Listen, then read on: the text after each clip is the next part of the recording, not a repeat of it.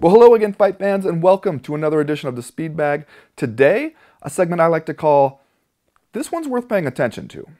Now, as you may have heard, on Saturday night at World Series of Fighting, former UFC middleweight contender Yushin Okami will take on former UFC welterweight contender John Fitch.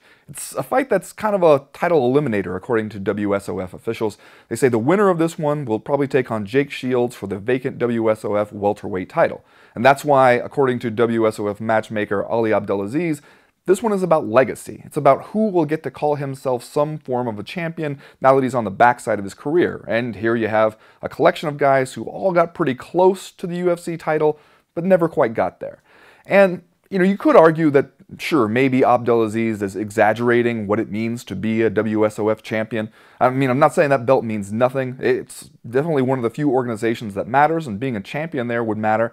But if you can name all the current WSOF champions right now without looking it up, congratulations, you are such a hardcore fight fan, you should maybe be a little embarrassed about it. But for Fitch especially, I think you can make the case that this one does really matter. As you may have heard, Fitch is one of the fighters involved in the class action antitrust lawsuit against the UFC. He's also been a vocal proponent of a fighters association and one of the loudest, most insistent voices in favor of fighters' rights. And, the thing is, when people want to discredit those guys suing the UFC or the guys pushing for some kind of fighters association, the thing that they usually end up saying is that these guys are just broken down, retired, or near the end of their career fighters who are bitter about how their careers turned out and they're lashing out at everybody. But with Fitch, if he does become a WSOF champion and remains an active fighter in good standing in an organization that matters, I think that strengthens the position that he can talk to other fighters from. It kind of lends credence to the idea that these are not just guys angry about their careers that are now over. These are guys who are still active, still doing well, still finding success, and yet they've been around in the sport long enough to know what needs to change. It makes him somebody that people are more likely to listen to.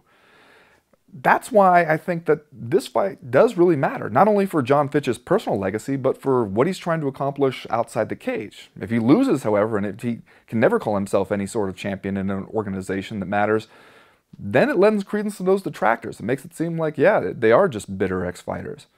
That's why this one could determine a lot how that conversation goes in the future.